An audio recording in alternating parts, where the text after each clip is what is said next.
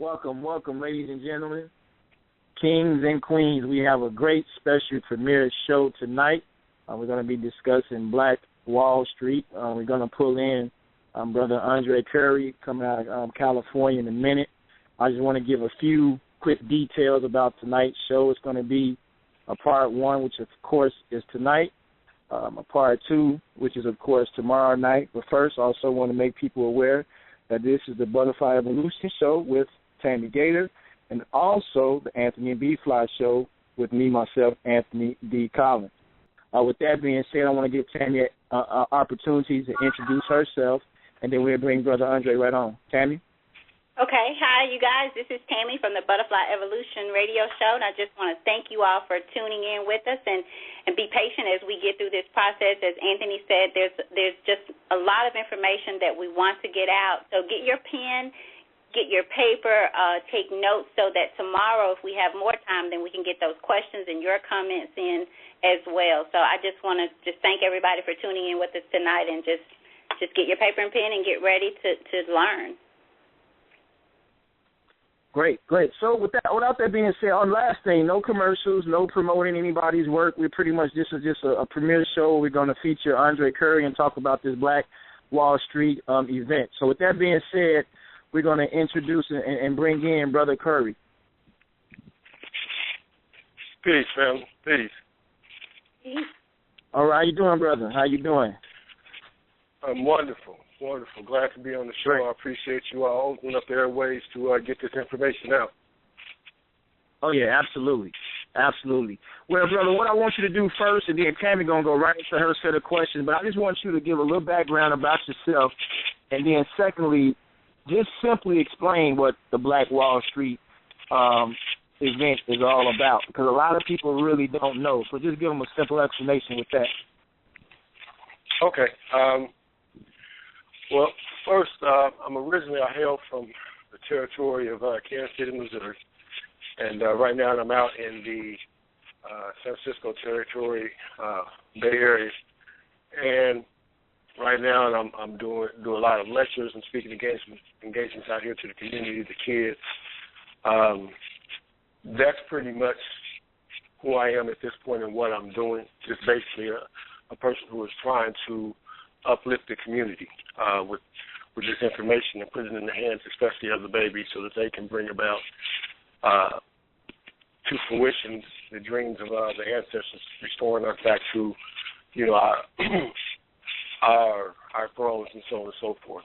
The one thing I want to do before we actually go into the information is make sure that everyone knows that what we're dealing with is called Black Wall Street.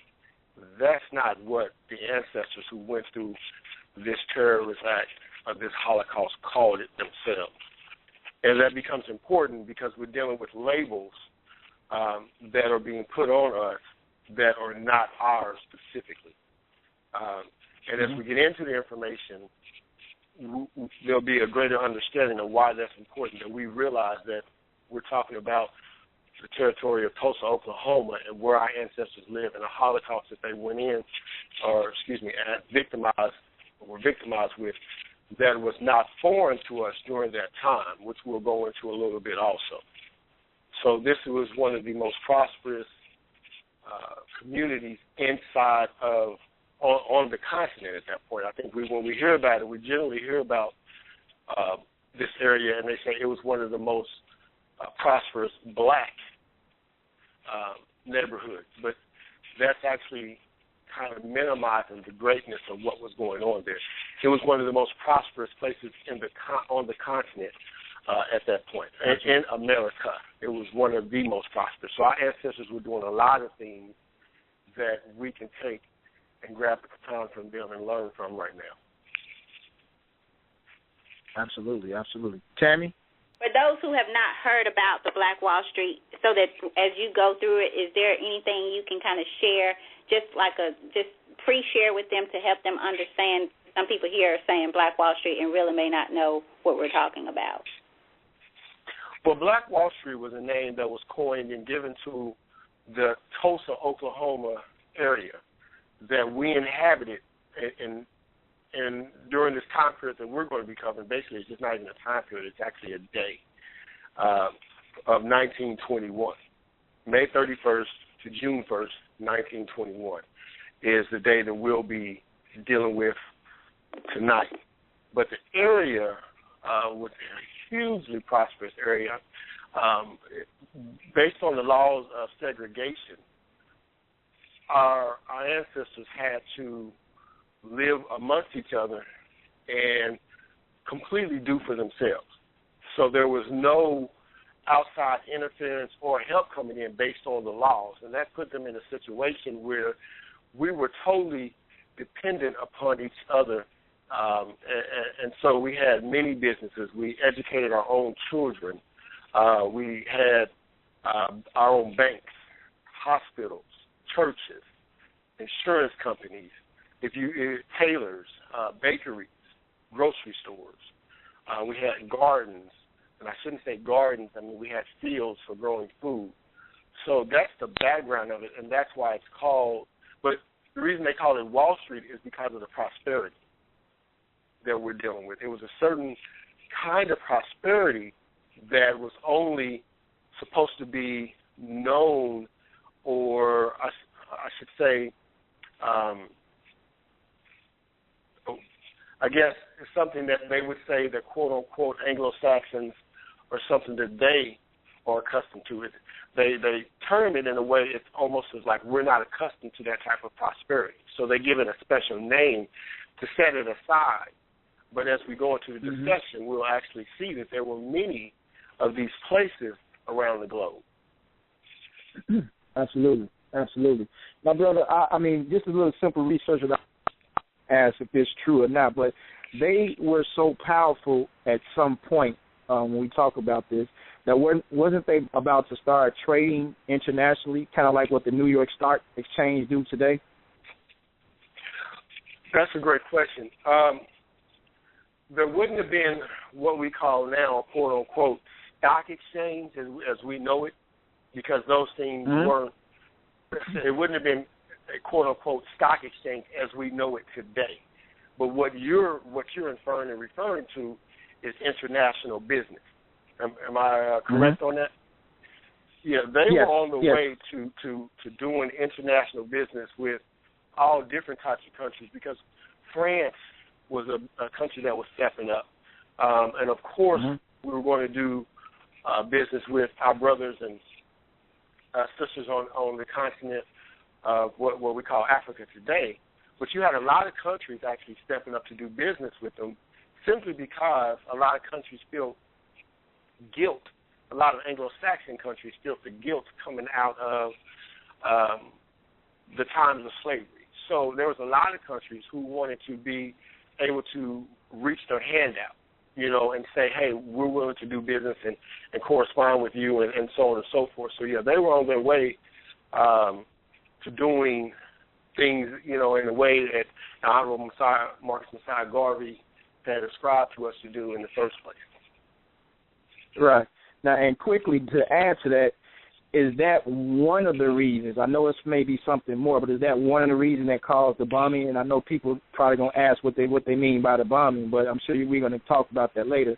Because just from some of the things that I studied, it said that was one of the major reasons why the government and the police there tried to bomb that community, because that would have put them on a whole nother level as far as power and money.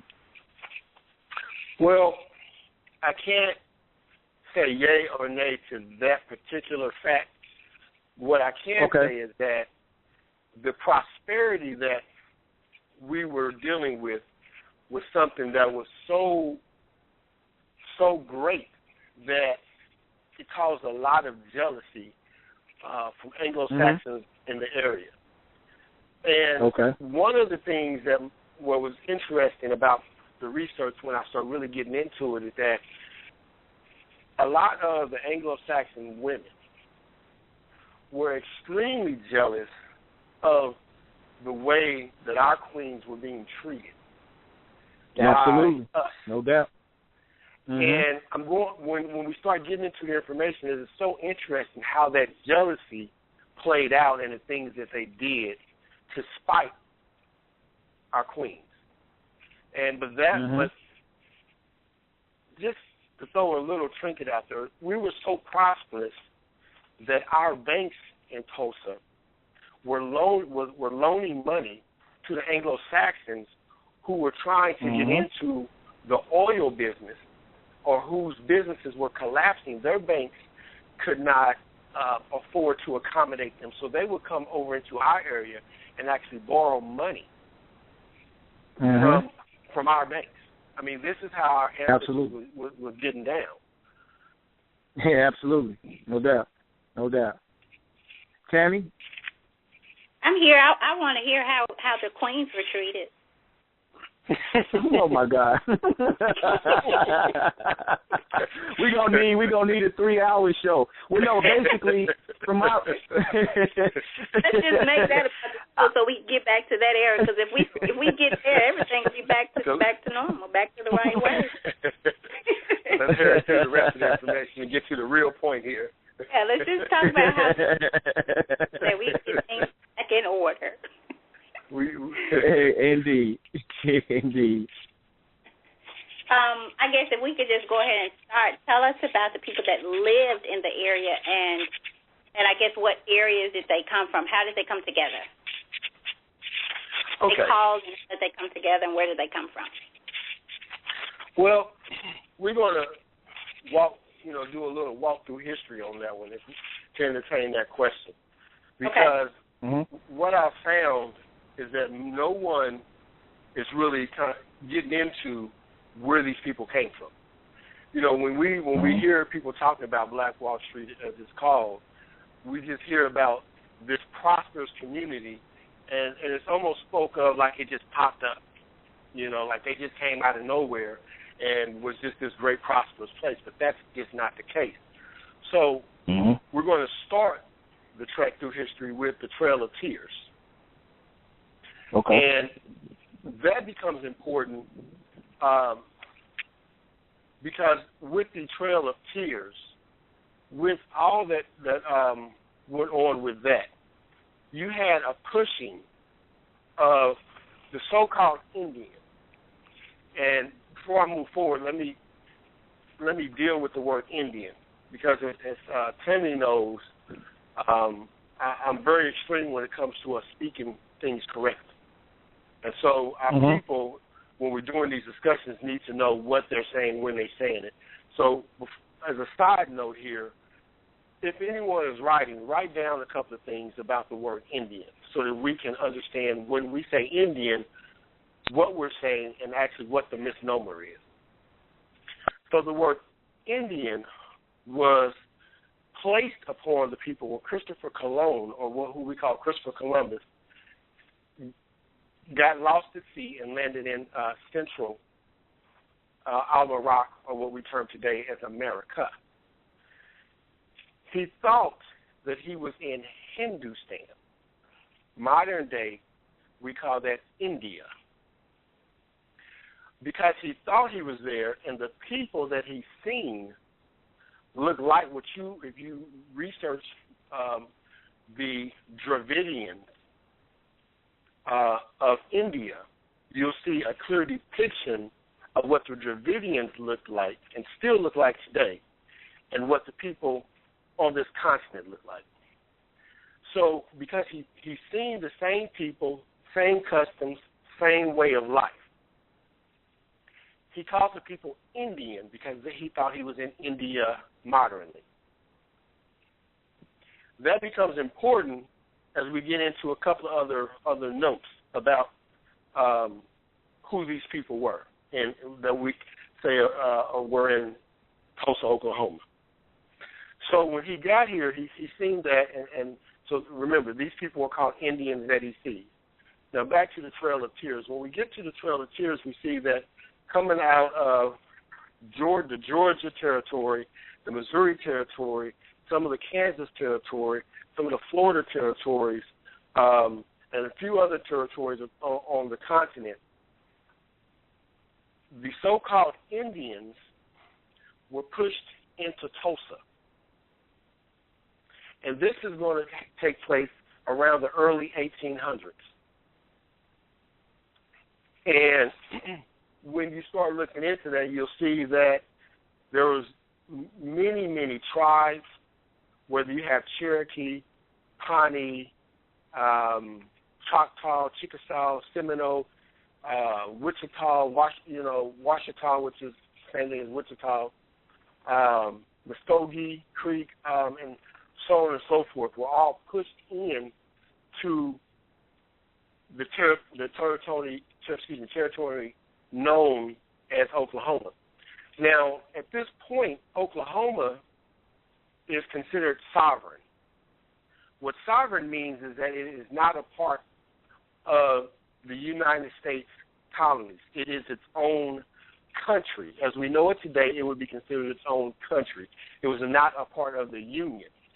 So everyone and everything in Oklahoma was owned by the tribes there.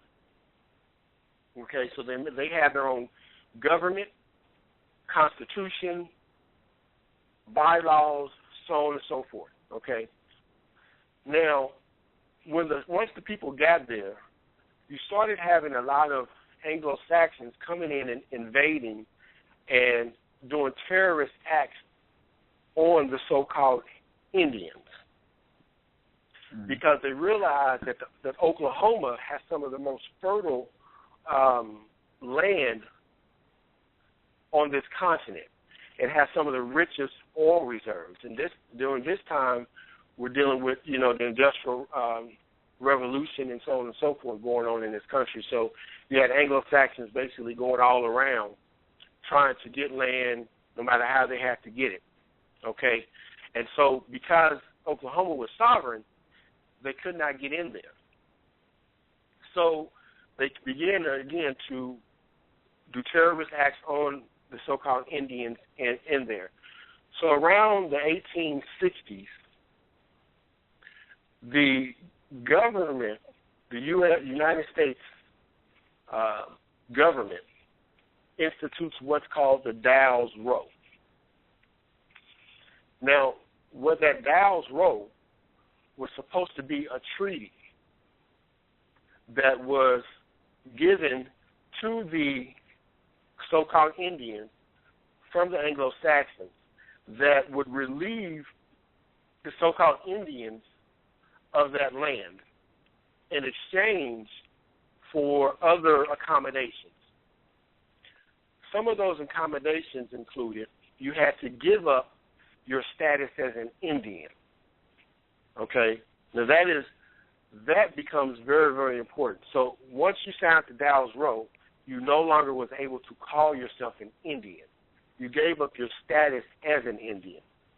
One of the other trades was that you had to dress more civilized, as they said, which meant that you had to start dressing more like an Anglo-Saxon. You had to give up hunting as your way of life and get into husbandry, or what we today call farming. You had to send your children to schools where they would be educated by Anglo-Saxons. You had to learn the King's English. And then one of the biggest atrocities of this whole Dow's Row thing is that every man who was the head of a household was given 165 acres of land. Now, that 165 acres of land was then put into what's called a land trust. When it was put into that land trust, it was for 25 years. And after that 25 years, then you had to start paying taxes on the land. Now, what they did to disguise what was really going on is that they said that, we're going to develop this 25-year trust so that no one swindles you out of your land until we can basically educate you and your family for 25 years, and then we'll come in, and then if you want to sell. And then, there was other laws that actually abridged that eventually. But that was one of the laws that was a part of the Dow's Row. One of the other, atrocities with the Dow's Row is that once the so-called Indian was getting the land, you had a lot of Anglo-Saxons who were jealous of the fact that the so-called Indians were getting this land. And so what they would do is that they would go to the county clerk or the recorder's office and ask to be a part of the Dow's Roll. Of course, they weren't the originals or aboriginals of this continent, so the clerk, let's just say, would say, well, you're not an Indian. So they would say, well, I'll give you $5 if you write me on the Dow's Roll. And then that became what we now call the $5 Indian, who really has no tie to this continent by ancestry, but bought into the official document that says that you do have ties. And so today, you'll see a lot of Anglo-Saxons running around talking about, I'm Indian, I'm Native, I was one of the first people here. My ancestors went through this, they went through that. And when you trace their genealogy, these people are from Europe, France, Scandinavia, so on and so forth. And it was because one of their ancestors bought onto that. Okay, so if you may, go ahead, brother. Go ahead. Oh, well, we can take a pause. What was you going to say there? No. I just want for people to be able to keep up if some are not able to, just in case. Can you give them the reason why they did that, as far as the benefits that they was getting because of that? Because I understand where you're going with it and why they was doing it. Tell them how important and how significant it is. What benefits did it give a European to say he was an Indian, and what benefits did he receive from the government just by simply paying the $5? Great question, because that goes into two different things. So once the Albion or Anglo-Saxon was able to say that he's an Indian, he was actually able to get the same land and same land rights that the so-called Indian got. So he automatically got acreage, prime acreage, and it became inheritable through his family line. So once you got it, if you're competent and you know how to symbology, which is the art of writing contracts, you can contract that and contract that through your family as an inheritance, and your family never would have to get off of that land. So that becomes very significant when we start looking at, a lot of the corporations that we see today, because this is how a lot of them made their wealth. Not so much all of them through the Dow's Roll, but through the free labor that came off of our ancestors' backs in certain cases. And so because of that, these families would inherit these things that they never should have been privy to in the first place. And absolutely, what it becomes interesting about, the most interesting thing when you look at the Dow's Roll was the fact that you no longer could say that you were Indian.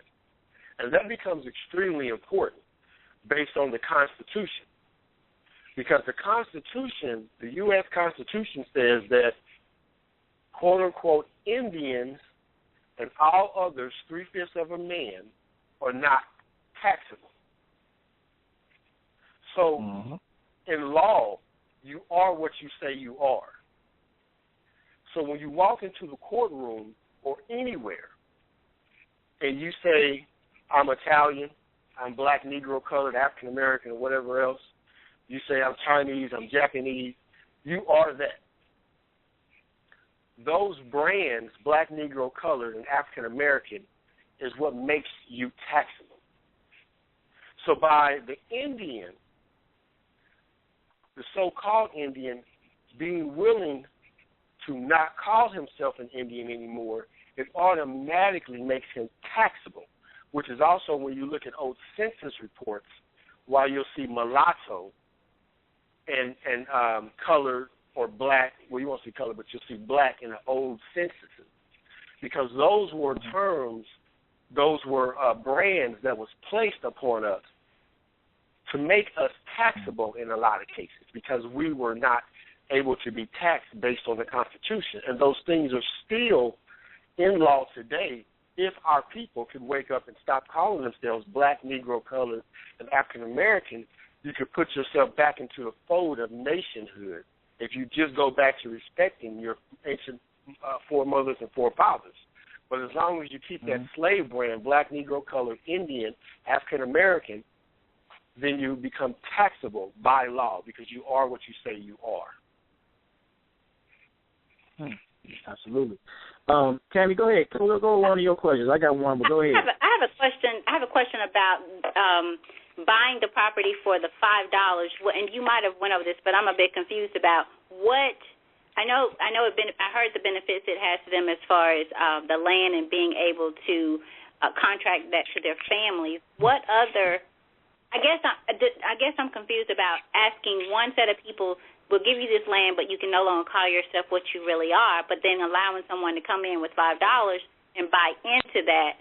Does that mean that they now take on much of those things, much of the rights that those other people gave up?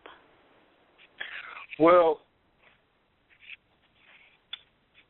what happens is that when you go on the Dow's Road today is used as the marker of who is a Native American. That's the marker that they use in a lot of cases is the Dow's Road.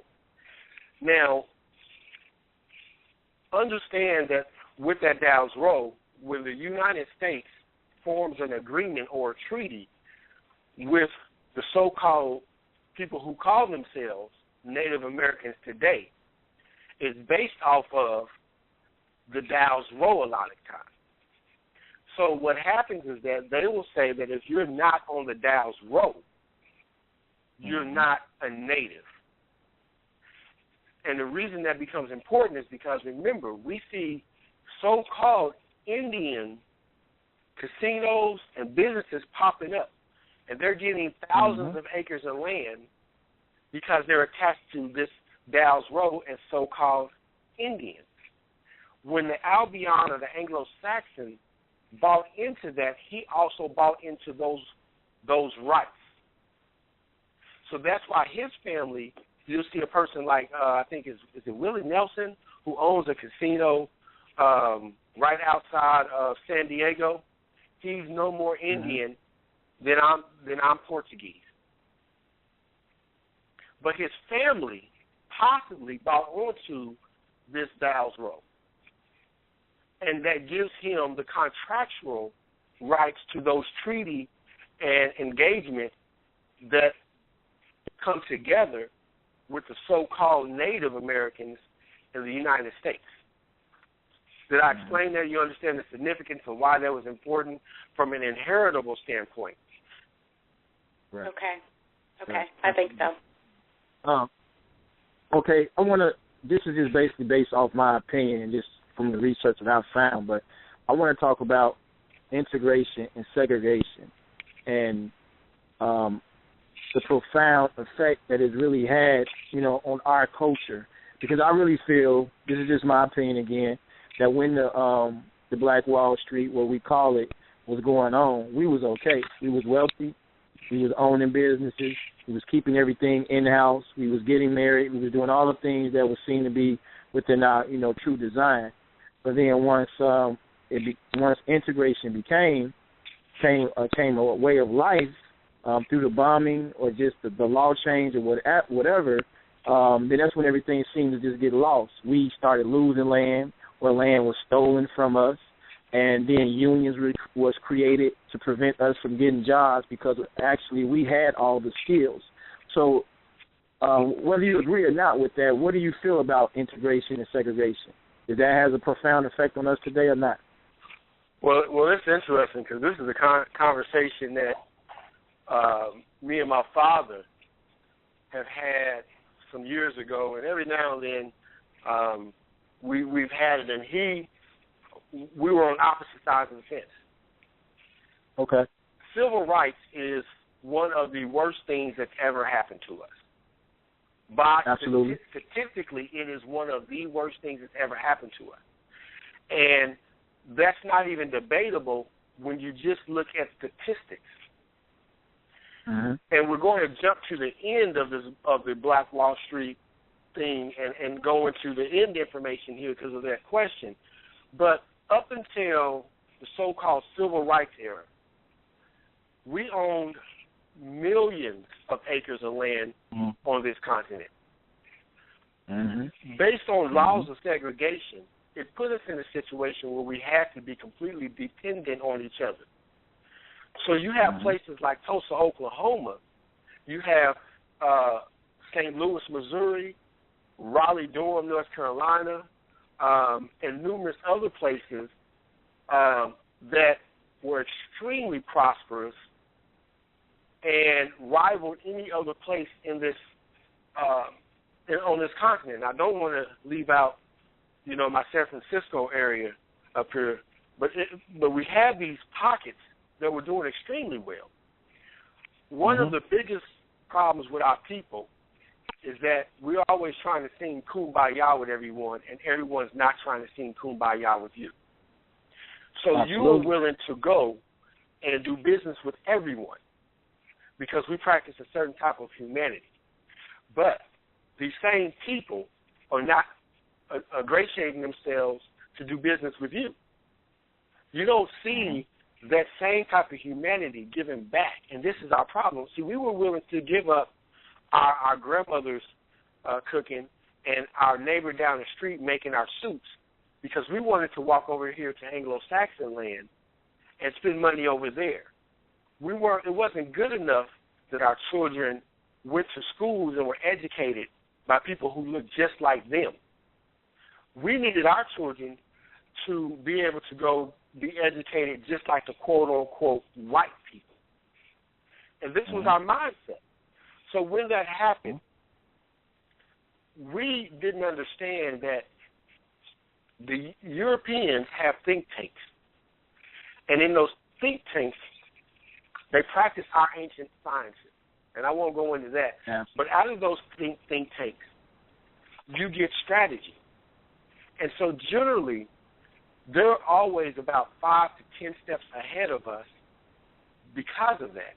So while you're fighting for civil rights, they're figuring out a way to take that fight and make it prosperous for them. So cool, we're going to let you come to our schools. We're going to let you go to our universities. We're going to and when we do that, we're going to educate you and give you a fine European education, and also what comes with that is a European mindset. Now, I'm not saying that going to college and getting your education is bad. Don't, for the audience, don't misinterpret what I just said. What I said is that based on strategy, we failed. And they had their strategy worked out. So when they let you integrate, all your business is closed down because you no longer spent and circulated your dollar in your community. You went over there to everybody who did not look like you, who were forced to do business with you and made them wealthy and made your own people poor. That's just what happened. And that's not based on opinion. That's just based on facts. We don't own anything worth noting much today. We have a few businesses that we could throw out there. Oh, well, we have this trucking company, or we have this. We had over 20 million acres of land. And unless you can show me that we have that, it's not debatable. Our high school dropout rate for men is at almost about 53 to 55%. That wouldn't have been okay in the 60s, 50s, 40s, 30s, 20s. We had a different mind frame about our communities. So I agree with you. Well, go ahead, Tammy, with your next question. I guess as far as the resources and things like that, how were they able to gather the resources and start the community? Okay. Now let's go back and pick up where we left off because that answers that question right there.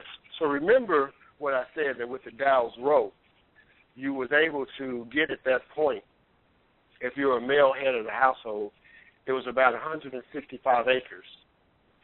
And then there was other breakdowns if you were a mother or if you wasn't a head of a household but you was a single man or so on and so forth. So remember, this is the 1860s all the way up to the 1890s as this was going on.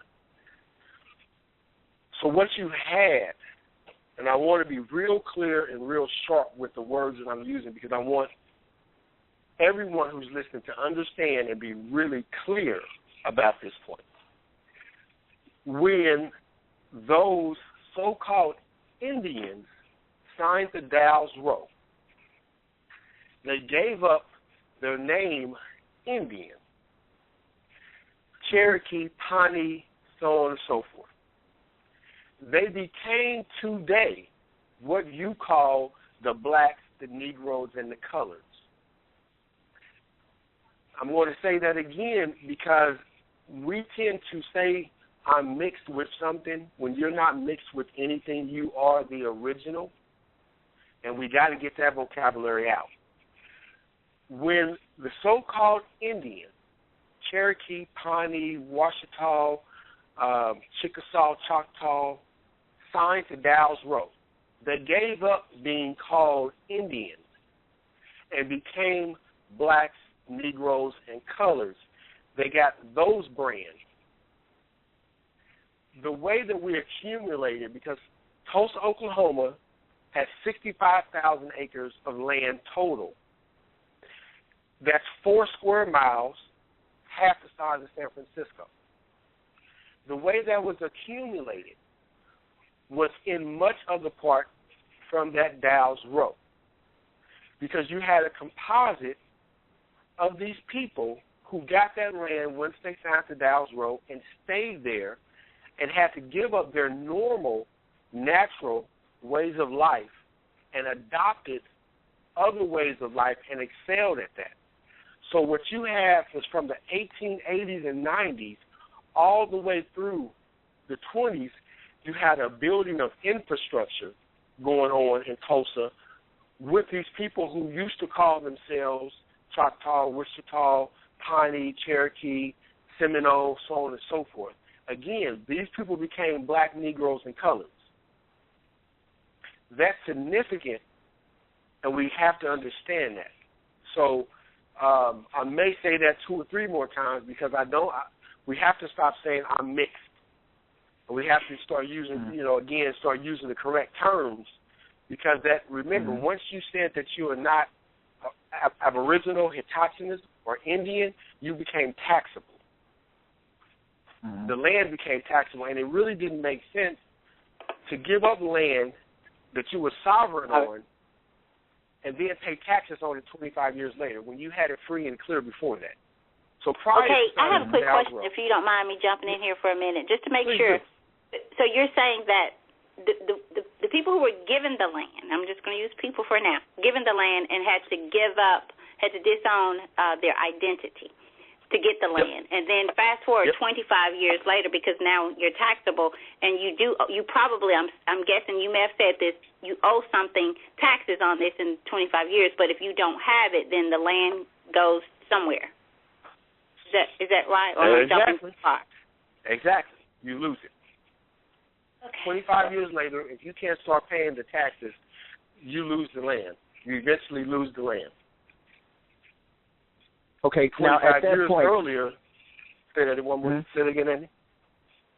No, I was just saying, at that point, right there, when they lose the land, what happens to the land? I'm just curious. That's just a question that came to my mind.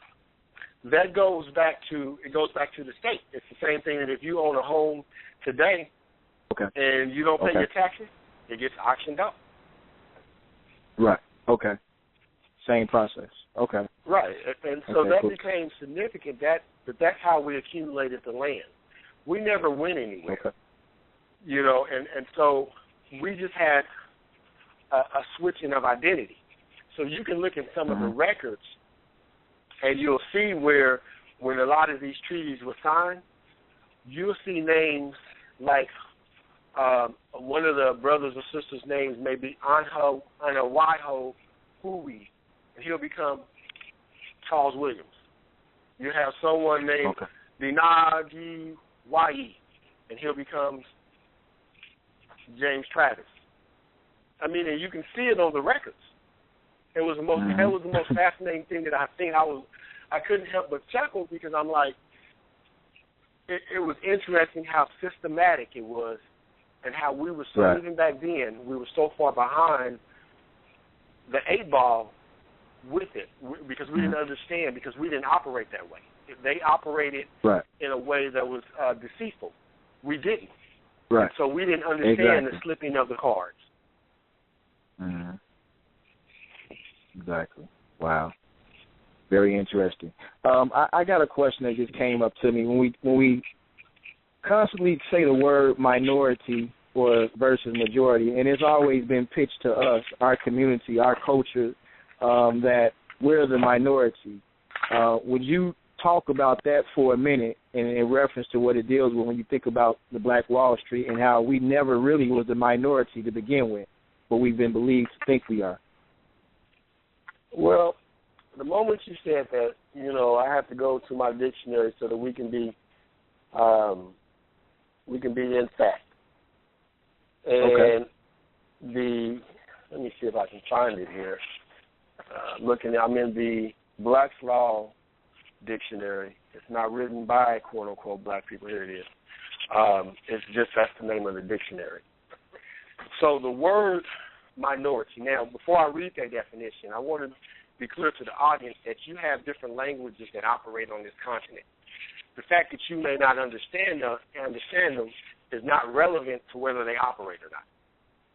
It's just like when you go to the doctor and the doctor starts speaking in their language, what you say is, say it to me in English, because you don't speak that way. That's a whole different language. Well, law is written based off of Latin. And the words come out of what you call Moorish Latin, which now you call Spanish. But when you walk into a courtroom or you walk and you fill out certain papers, what you say you are. Remember, that becomes important. What you say is what you are.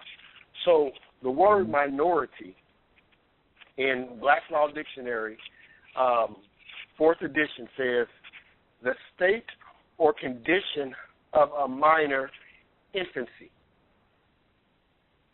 Minority, the state or condition of a minor infancy.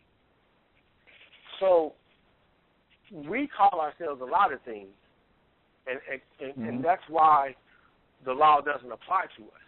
When you look at the word minor or minority, it just simply means the state of infancy. And if you just rationalize your way through it, then you understand that when you are a minor, then you need adult permission to do a lot of things. That's called wardship.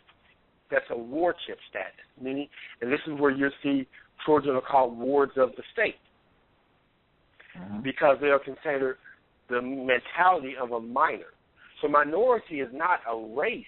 It's a mindset. It's a state of status in law. So when you say I'm a minor, when you say I'm a minority, what you said is that I have the intellect of a child, and my capacity is that of a child. So they must treat you accordingly. So when you said that that's what you are, they must treat you in that fashion. They have to by law. They must treat you as a person who has the competency of a child. And so when we say that today in our communities, whether we're saying the word black, and if you're looking at the word black in the law dictionary, if you look in Black's Law Dictionary 3rd edition, it'll tell you the word black means fictitious, not unapparent, fake, and civiliter mortuus. And the word civiliter mortuus means civilly dead or dead in the eyes of the law, which means law does not apply to you. Absolutely. And so those words become reality for you because that's what you said.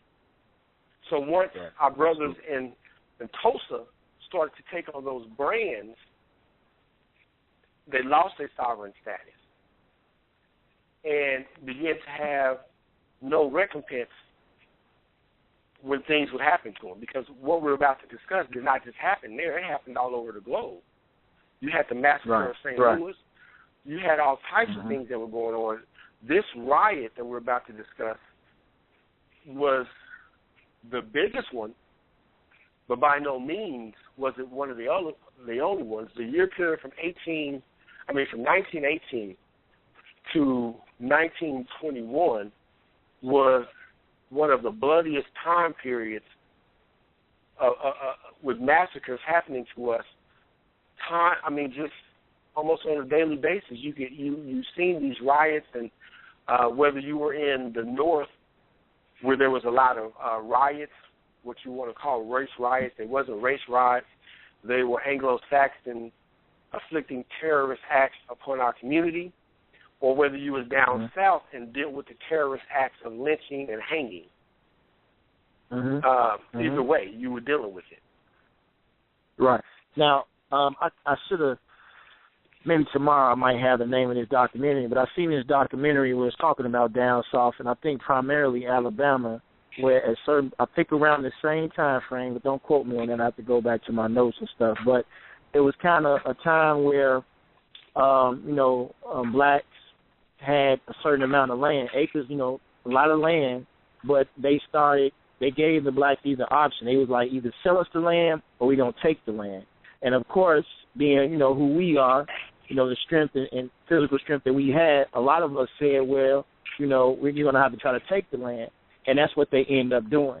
So this documentary was put in place to try to trace back some of the ancestors and some of the people of their family today to try to go back and give them an opportunity to repurchase the land at a very, very low fee.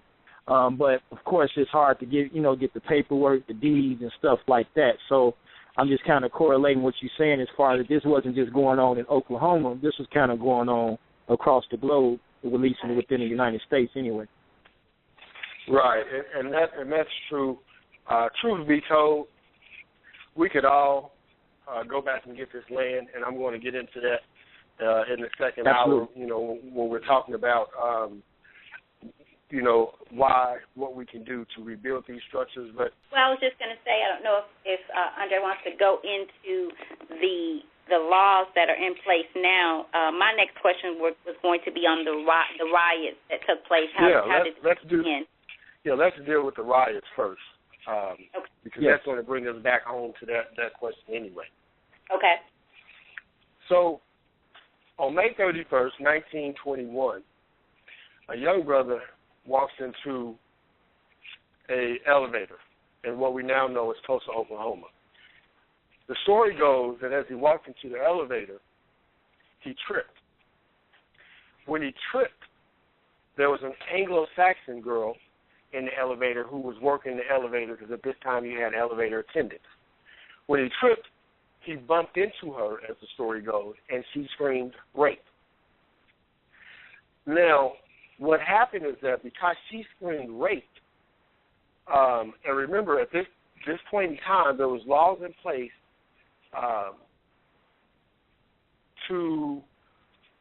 they would say, protect Anglo-Saxons from our men, which was just a complete falsehood, because it was truly the Anglo-Saxon woman who was always chasing our men. But that's another subject. I just want to be clear on that. That the law they're going to say was to protect them from us. The truth is, our men have always needed protection from them in that way. And the laws came about because the Anglo-Saxon man was intimidated by the Moor, the Asiatic man, and his woman constantly chasing the Asiatic man.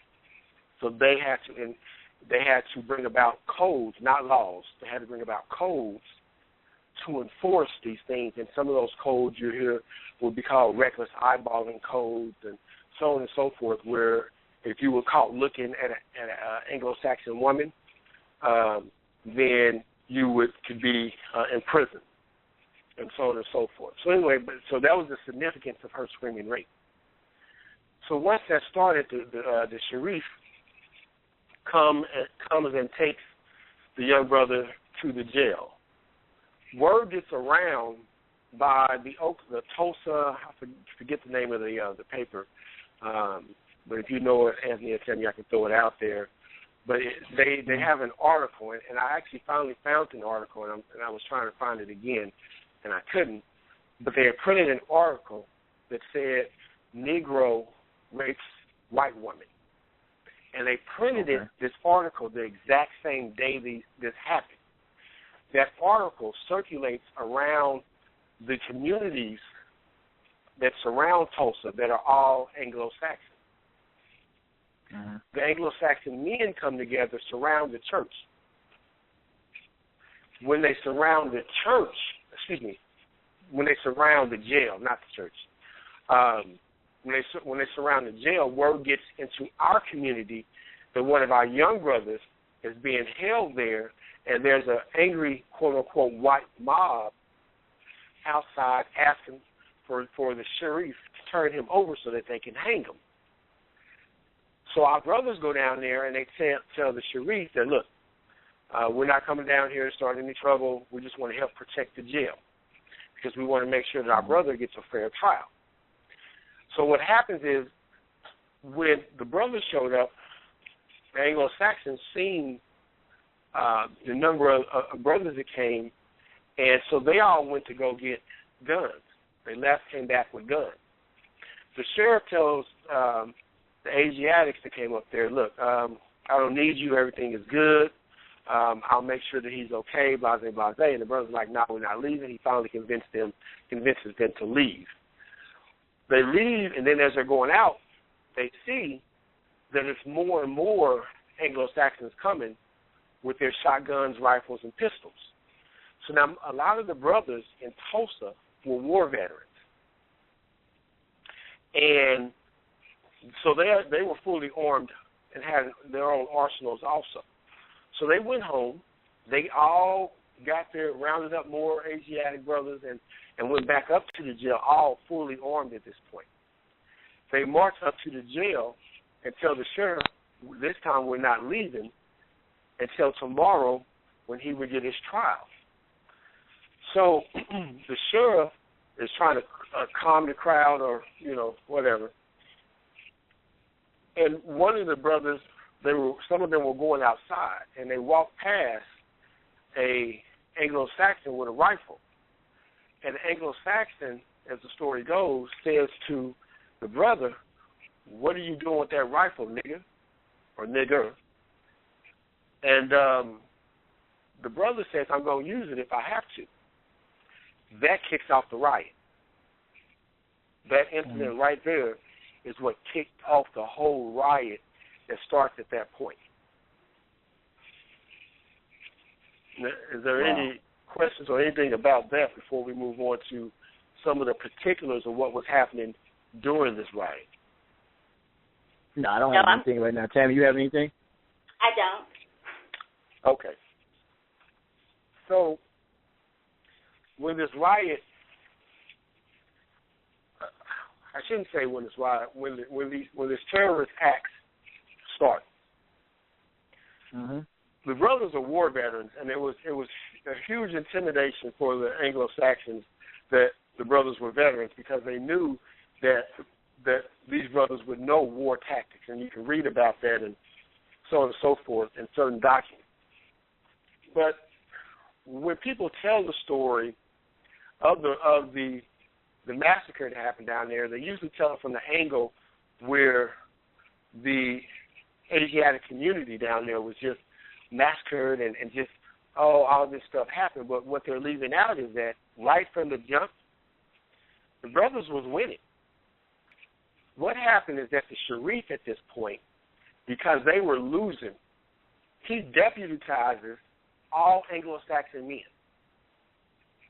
gives the Anglo-Saxon men at this the power at this point to walk up to any Asiatic male or female and arrest them and get them off the streets. Why that was important is because you had a lot of brothers. This is all one day, so this is not like days. So we have to stay on point that we're just talking about June 1st here. One day, just a matter of hours. So everyone hadn't, left and came back home. So you have people who would be coming back home, traveling and getting arrested before they could join in the campaign to defend the community.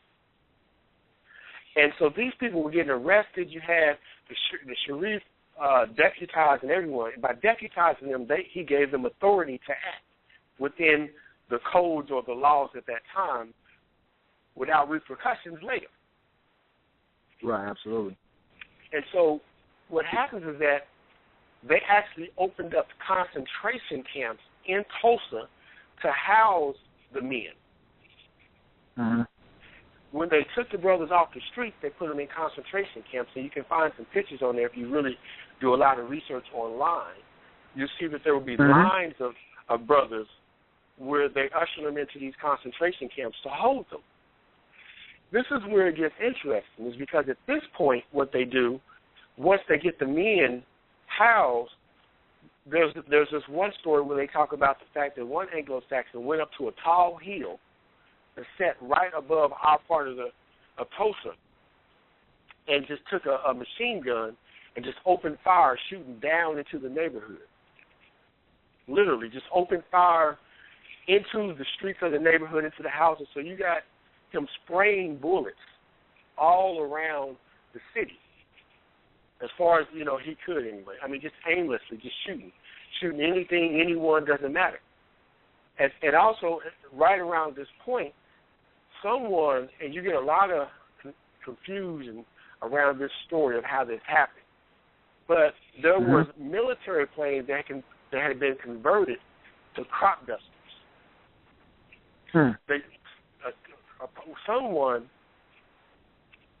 with the authorization of the Sharif, took one of those planes and put a carcinogenic in it, which just means something that could blow up, some sort of bomb, some types, and flew the plane over the neighborhood and dropped bombs into the neighborhood.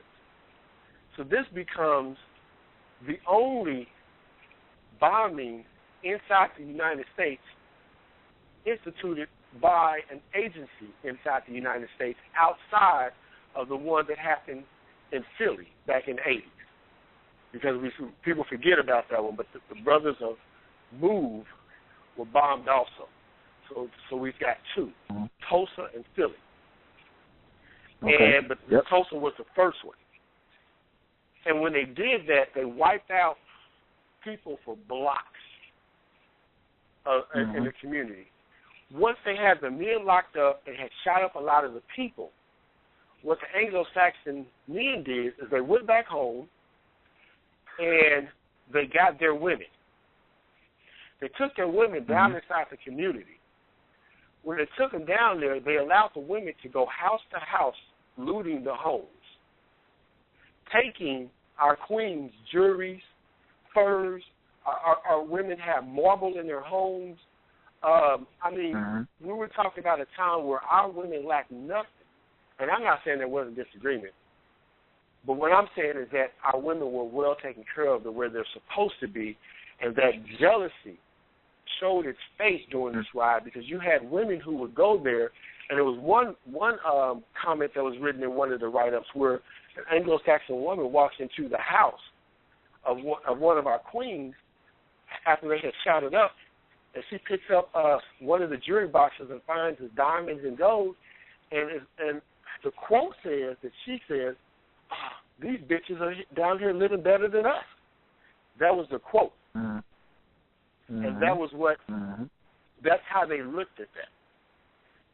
And so after that happened, you'll hear stories of how a lot of the brothers and sisters after that bombing had to flee.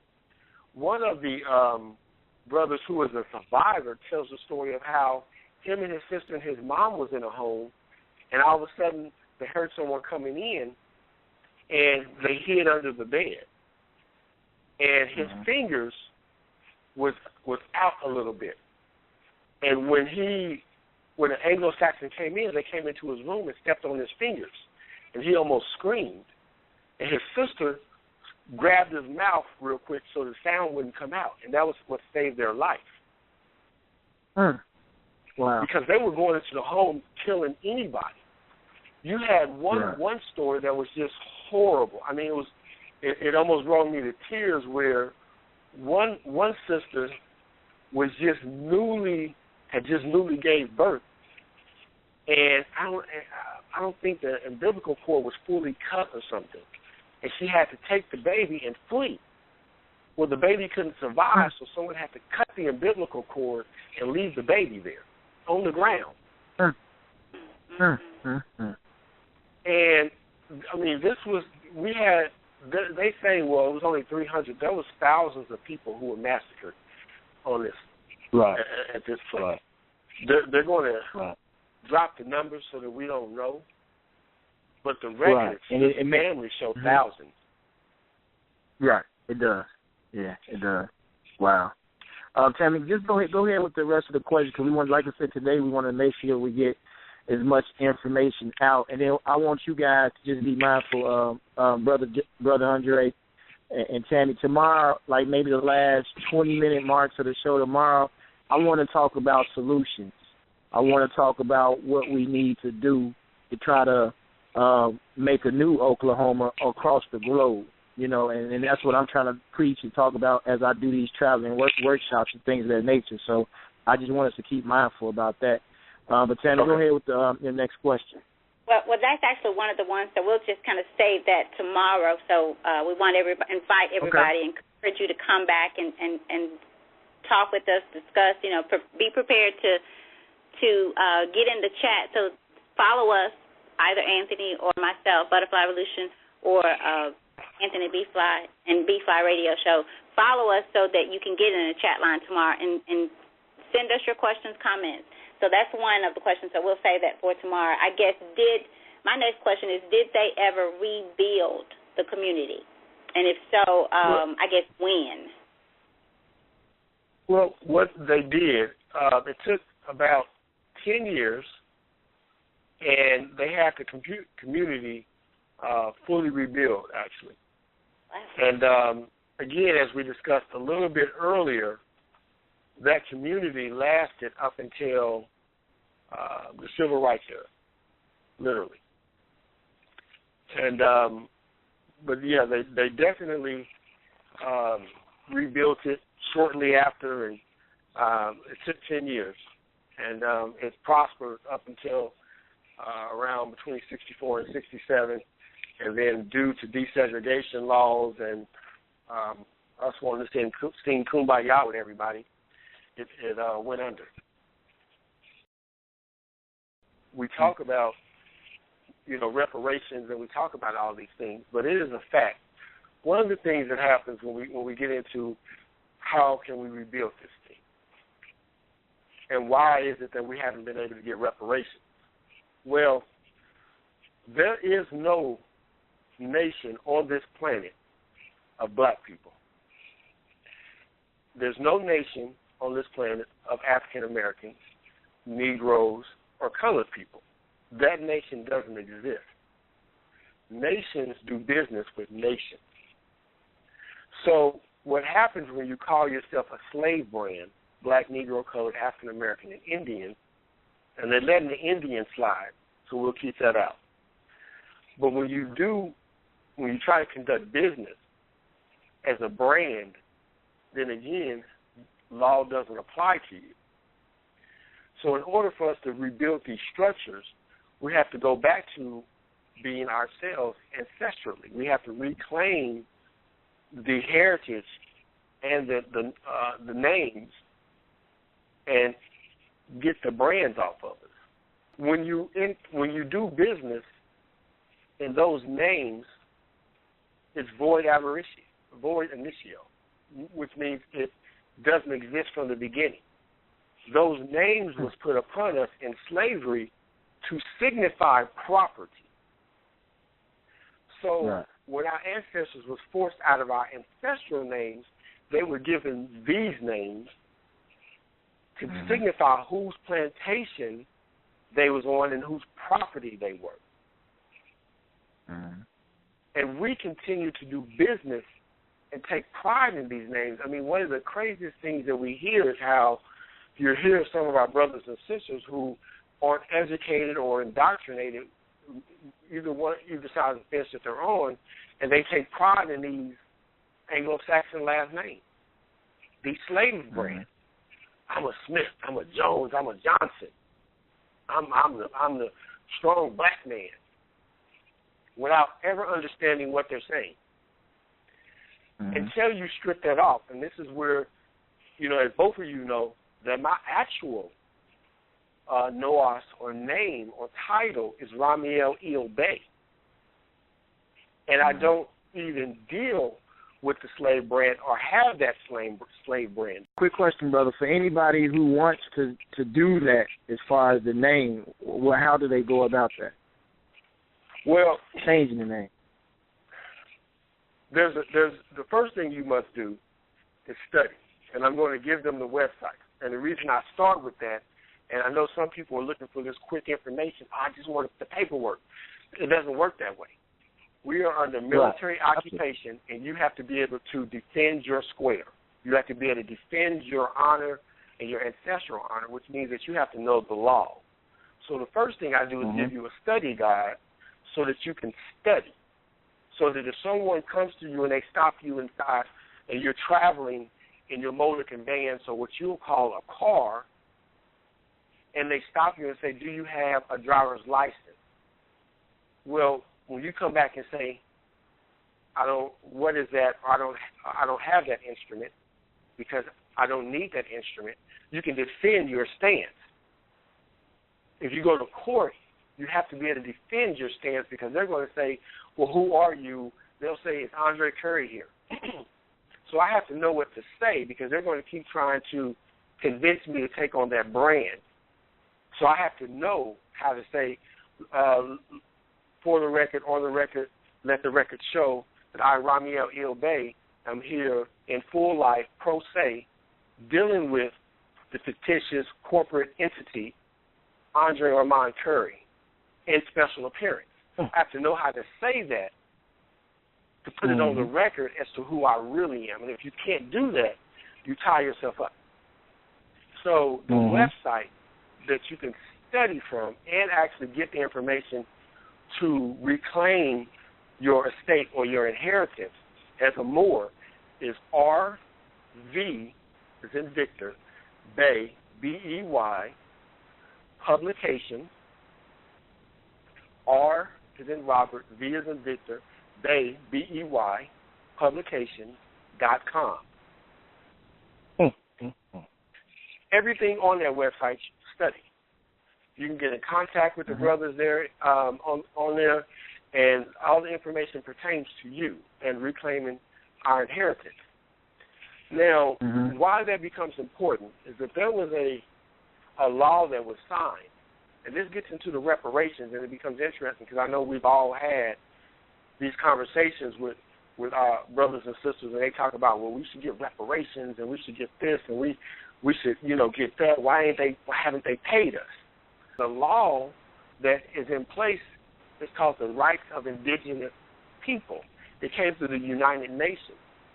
And for all of those people who don't understand, may not understand politics, so they get into this Obama is against or for the community, understand that Obama is the one who signed that in 2010 so that you can get your stuff back. And that's really the reason why they hate him.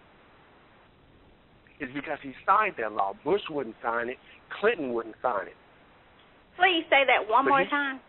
Could you please say that one more time? You have a law called the Rights of Indigenous People. Rights of Indigenous People. It comes through the United Nations. It declares that any people who are Aboriginal, Indigenous, or Native to any land that is now under military occupation from foreigners, stop calling Anglo-Saxons Americans. The only American is defined in the 1828 Webster's Dictionary as the copper-colored natives, get a penny, put it on you, that were found here by the Europeans. That's the definition of an American, the copper-colored natives found here by the Europeans. Obama, in 2010, signed that document. President Bush wouldn't sign it. Clinton wouldn't sign it. No Anglo-Saxon or European country would sign it because they're not autochthonous or original anywhere on the planet. So everywhere they are invaders and foreigners. So that with this law, they would have to give a lot of the land that they've stolen back. And he signed that. That's the reason why they hate him. This is the reason why he deals with so much of their wrath, is because of that law. So when we are stuck in this, oh, he's not for us thing, learn the law first, because we keep expecting Obama and the rest of these people to lay down on the railroad tracks and say, I'm black and I'm proud. But they're doing little things that you have to study and recognize for your freedom. But you have to be about your freedom as much as you expect them to be. Mm-hmm. We have to stop crying about what they're not doing for us and get up and do something for yourselves. Stop saying that you're trying to make tomorrow better for your children and actually do something that makes it better for your children. Don't complain about the schools, but then when I ask you what is your child learning at school, you don't even know. Don't complain about a flu shot, and then when I say, well, what is in a flu shot that you gave your child, you don't even know what it is. Responsible people don't do that. Responsible people actually know what they're shooting in their children's arms. Responsible people actually know what their children learn on a day-to-day basis. We're not responsible right now because we've been trained not to be. But we have to do something about it and stop trying to blame someone else. Educate ourselves. You have the website. You have the radio shows. Do something. Okay, well, if we have no other calls, we can just go into some of the laws then to kind of close out the show. Okay. Sounds good to me. You have several different laws on the books, but when you look at the Constitution and you go back to the treaties, you see that there was a treaty called the Treaty of Peace and Friendship that came about in 1200.